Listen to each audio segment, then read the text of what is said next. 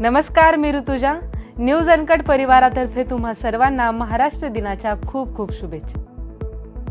News अनकटच्या कृषी अपडेट्समध्ये आपलं स्वागत. पाहुयात कृषी क्षेत्रातील महत्त्वाच्या घडामोडी. कृषी क्षेत्रात भांडवली गुंतवणुकीसाठी नवीन योजना राबवण्याचा निर्णय राज्य मंत्रिमंडळ बैठकीत घेण्यात आला. त्यासाठी पुढील 5 वर्षात 25,000 कोटी रुपयांच्या गुंतवणुकीसाठी मंत्रिमंडळाने मान्यता दिली आहे. राज्यातील खत विक्रेत्यांनी कंपन्यांकडून होणाऱ्या लिंकिंगच्या सक्तीला विरोध करत 1 मे पासून रासायनिक खतांची खरेदी थांबवली आहे. खरीप हंगामाच्या तोंडावर हा निर्णय घेतल्याने कृषी क्षेत्रात खळबळ निर्माण झाली आहे.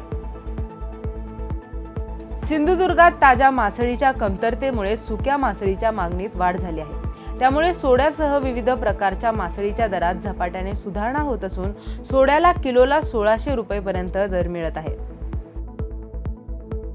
कांदा उत्पादक व ग्राहकांच्या फायद्यासाठी सुरू केलेली नाफेड व NCCF मार्फत होणारी कांदा खरेदी भ्रष्टाचाराच्या गर्तेत अडकली आहे. त्याची चौकशी व्हावी. 1 महिन्यात चौकशी करून कारवाई न केल्याने आंदोलन करण्यात येईल. भाव स्थिरीकरण निधी अंतर्गत कांद्याची खरेदी योग्य दराने व्हावी, अशी मागणी स्वतंत्र भारत पक्षाचे राष्ट्रीय अध्यक्ष अनिल घनवट यांनी नाशिक येथे घेतलेल्या पत्रकार परिषदेत केली. कापूस पिकात तंत्रज्ञानाचा वापर केल्यास उत्पादकता वाढून समस्या सोडवण्यात येतील, असे निरीक्षण साऊथ एशिया बायोटेक्नॉलॉजिकल सेंटरच्या अभ्यासात नोंदवण्यात आले आहे.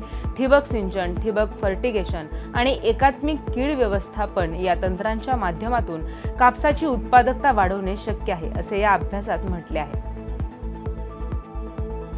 महाराष्ट्र पशुधन विकास महामंडळाने गेल्या दशकात कृत्रिम रेतनाच्या माध्यमातून दुग्ध व्यवसायात मोठे योगदान दिले असून 67 लाखांहून अधिक जातिवंत वासरांची निर्मिती केली आहे.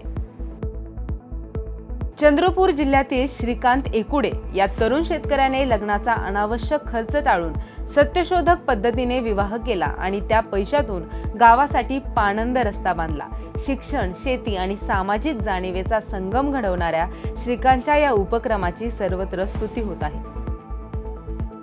2 वर्षांपूर्वी शेतकरी हिताचा मोठा गाजावाजा करीत सुरू करण्यात आलेली 1 रुपयात पीक विमा योजना शेवटी गुंडाळण्यात आली आहे. सुधारित पीक विमा योजनेला राज्य मंत्रिमंडळाने मंजुरीही दिली आहे.